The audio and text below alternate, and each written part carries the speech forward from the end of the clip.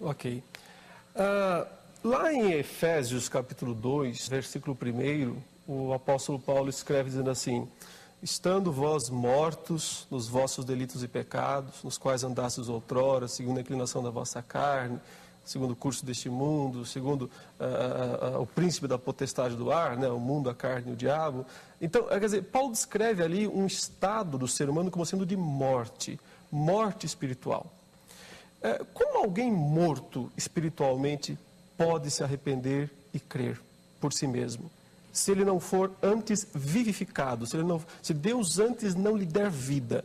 Como que alguém morto nos delitos e pecados poderia se arrepender e crer por si mesmo? 3 minutos, missionário. O entendimento nosso é de que a graça de Deus, aonde abundou o pecado, superabundou a graça. O entendimento do arminianismo clássico passa obrigatoriamente pelo aquilo que é chamado na teologia arminiana graça preveniente, né? Em que há uma abundância de amor de Deus. E esse amor de Deus, nesse texto citado, inclusive demonstra isso: onde abundou o pecado abundou em toda a raça humana, superabundou a graça, né?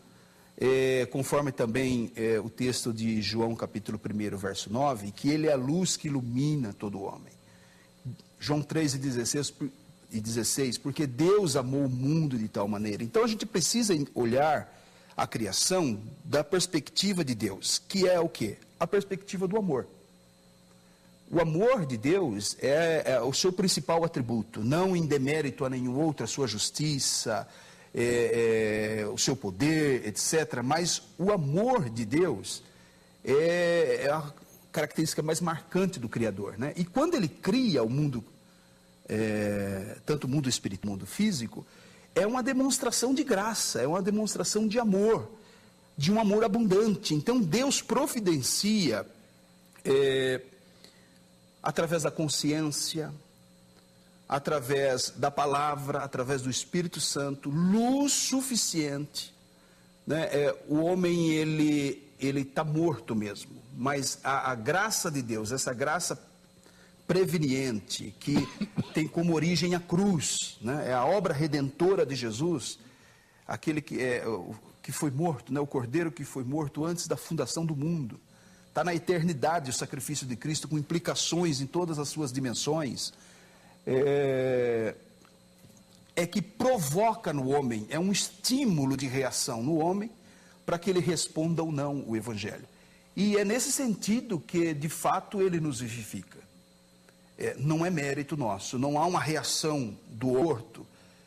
E esse também é um outro ponto de convergência entre arminianismo e calvinismo, da depravação total do homem. Nós também pensamos assim, que o homem não, inclusive a sua vontade é escrava do pecado. Mas a graça de Deus, que alcança o homem de forma abundante, possibilita que ele reaja, e Deus espera do homem que ele reaja à sua mensagem, né? Uhum. Respondido? Respondido. Então, reverendo, 3 minutos para o seu comentário. Ok. Nesse ponto, eu acho que a posição do irmão se aproxima bastante da posição reformada, né? Talvez, por estar bastante envolvido com a teologia arminiana, só faltou dizer, Deus deu vida. Né? De fato é o que o texto de Efésios 2:1 diz. Ele vos deu vida, estando vós mortos nos vossos delitos. Então, não é um mero estímulo. Não adianta ir lá e cutucar um morto com um alfinete, porque ele não vai reagir. Ele precisa de algo mais do que só um estímulo. Ele precisa efetivamente receber vida. E essa vida, o texto diz que Deus deu. Ele vos deu vida. Vocês estavam mortos e Ele vos deu vida. Pela graça sois salvos, mediante a fé. Isso não vem de vós, é um dom de Deus. Que é a sequência do texto de Efésios capítulo 2. Então, isso nós chamamos de regeneração. O ser humano não tem condições de se auto-regenerar.